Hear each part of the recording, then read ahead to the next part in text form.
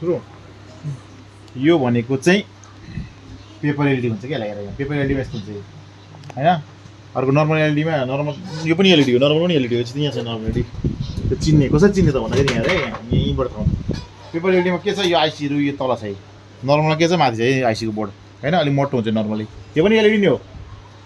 पेपरमा अलिक पातलो हुन्छ हो भनेर चिन्नु पेपर यो पेपर एलइडी छ पेपरको 30 पिने 40 पिने यो पनि पेपर हो ओके त्यसमा के छ भने समस्या भनेको कस्टमरको भनेको अक्षर चाहिँ आउने तर लाइट नआउने के मधुरो अक्षर भित्रदेखि नै उज्यालो नदेख्ने उज्यालो चाहिँ के छ भन्दाखेरि हामी हेर्दै यो भनेको बुस्टर कोइल हो हैन यो आइसी हो लाइट आइसी हो यहाँबाट लाइट जानुपर्ने यहाँनिर भनेको अब यहाँ फ्युज अब फ्युज कुन हो कसरी चिन्ने भन्दाखेरि धेरैमा त एफ लेखेको हुन्छ यसमा चाहिँ अब हामीले आफै चिन्नु पुलि अनुमान गर प्र्याक्टिकल नलेज हुन्छ यो फ्युज हो यो फ्युज के लेखेको फ्युज हुन्छ अनि मैले यो चेक गरेको यो जलेको रहेछ हो यहाँनिरबाट निकालेर मैले लगाइदिएँ यो जलेको रहेछ यो जलेर मैले अब यसको त अब सुरुमा त जलेको फ्युज त्यतिकै जाँदैन क्या फ्युज जाँदा अरू केही सर्ट हुनुपर्छ हो जस्तै मैले यसरी यो यसमा ग्राउन्ड दिएर यहाँनिर अब यो त इन्फिनिटी चेक गर्ने तरिका थाहा हुनुपर्छ डायरमा लगाउने हैन डायरमा लगाएर हेर्ने त्यसरी जस्तै यो फ्युजमा दिँदाखेरि के छ यहाँ यति मान आयो नि 380 यो फ्युजमा चेक गर्दा के भयो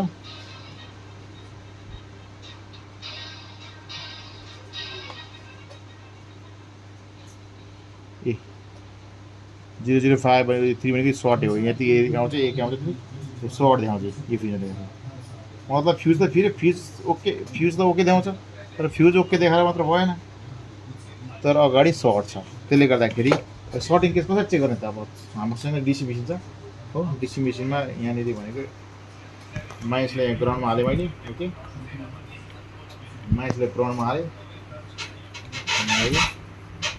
ग्राउन्ड कसरी हो भन्दाखेरि यहाँ ग्राउन्डसँग कनेक्ट छ प्लसलाई मैले फ्युजमा दिएँ थोरै भोल्टेज लगाउने 1 भोल्टेज 1.5 भोल्ट हो मैले यहाँनिर भनेको सबै पेस्ट लगाएको छु कुन पब्लिक जस्तो हेर्ने पक्कै यी दुईटी इधर सर्ट छ यता सर्ट भएकोले गर्दाखेरि सर्ट देखाएको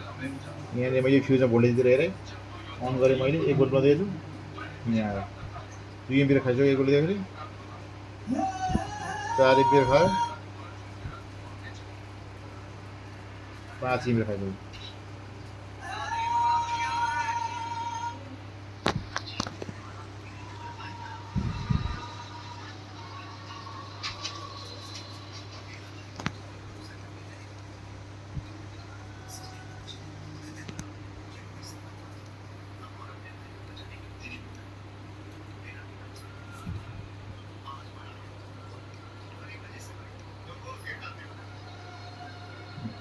छामेर पनि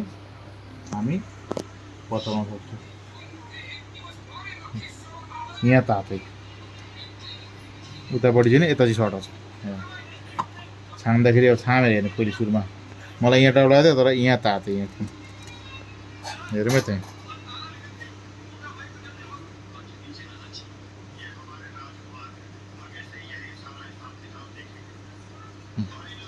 कहिले चाहिँ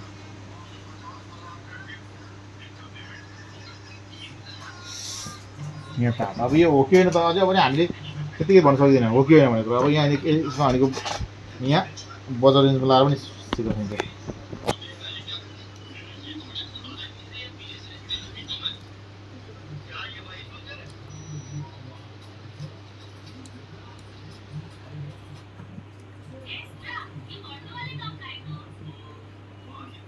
अझै माइन्सलाई ग्राउन्डमा लगाएर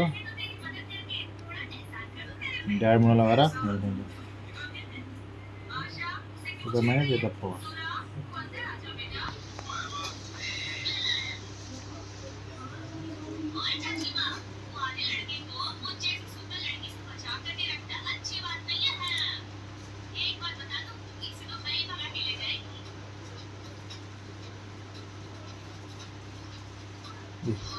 यहाँ देखायो क्यापेसिटी के छ सर्ट छ यहाँ यसरी चेक गर्न सकिन्छ क्या एकतिर मान देखाउनुपर्छ अर्कातिर ग्राउन्डमा छ दुईतिर मान देखाएन भने दुईतिर ग्राउन्ड देखायो भने जस्तो दुईतिर जिरो देखायो नि र यहाँ लाएर यो ठुलो भएकोले गर्दाखेरि जुन सानो छ 19 यो चाहिँ भनेको 19 भोल्टको लाइन हो क्या बिन लाइट बोर्डमा 19 भोल्ट चाहिन्छ नि 19 भोल्टको लाइनको जति छ क्यापेसिटी सबैलाई सर्ट देखाइन्छ क्या अब यहाँ भोल्ट देखाएको यो तात्नु पर्नेमा यो तात्यो त्यसले गर्दाखेरि यो त छामेको भएर पनि हामी थाहा पाइँदैन त्यसले गर्दा यसले चेक गर्ने अब मैले यो दुईटालाई निकालेर हेर्छु हैन त्यसै दुईटैलाई निकालिहाल्छु किनभने मलाई त अब डाउट भयो नि त यहाँ तात चाहिँ यो तर सर्ट यहाँ देखाइरहेको तलको दुईटै निकालेँ मैले आज यो निकालेँ अब निकालेर हेरौँ यहाँ सर्टहरू गरेन यहाँनिर भनेको इन्फिनिटी आउनुपर्छ फ्युजमा अझै पनि 0-0 छ ए आयो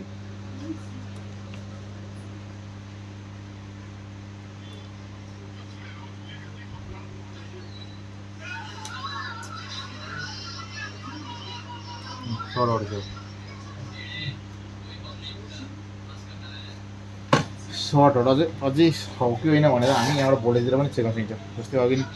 सर्ट देखाउँदा कति भोल्टेज दिएको थियो यहाँ एम्पियर खाएको थियो नि 5 एम्पियर 3 भोल्ट दिँदै 5 एम्पियर खाएको थियो अहिले मैले फ्युजमा भोल्टेज दिएर हेरेँ भने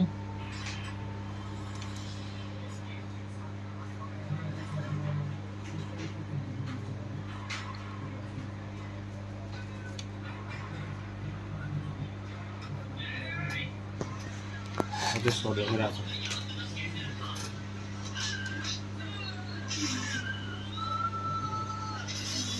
के छ यताको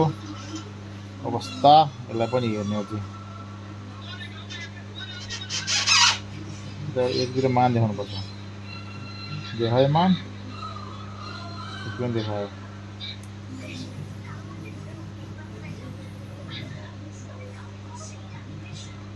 मान देखायो सानो ठिक छ यहाँ 0 आइरहेको छ यसले पनि यहाँ यो के छ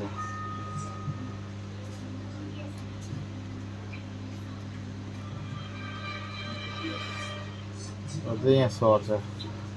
कहीँ न कहीँ लोचा छ चाहिँ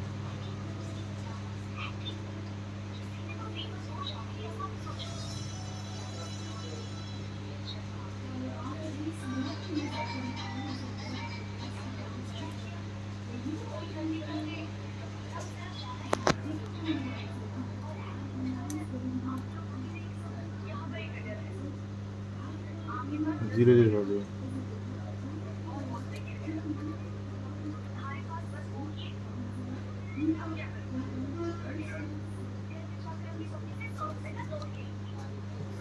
दुईटा फिगरमा त कुन चाहिँ सर्ट छ दुईटै सर्ट आउनु पर्यो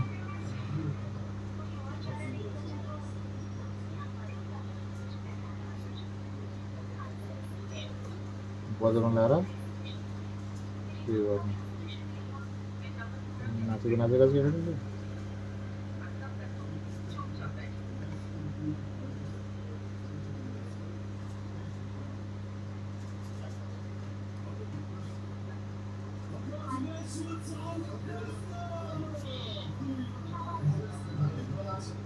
यसरी नो खास यसरी सर्ट पर्दा आउने अनि यो फेर्दिने क्यापेसिटर क्यापेसिटरको जहिले पनि क्यापेसिटी 19 लाइनको क्यापेसिटर सर्ट हुन्छ यो दुईटा फेर्दिएपछि भइहाल्छ यो भइसक्यो यहाँनिर इन्फिनिट आइसक्यो यहाँनिर हेर्दा यहाँनिर भनेको टर्मिनल आउँदाखेरि फेरि मान आउनुपर्छ मान आइसक्यो भनेपछि 0 थियो अलिक मान आयो यसको पनि यहाँ देखो यहाँ यदि आयो भने सर्ट आइसक्यो यो लाउनु पर्यो सेमी एलसीडी झिकेर यहाँ क्यापेसिटर डाउट लाग्यो ए पक्ड़ा स्टेप गर्दैन अब भइसक्यो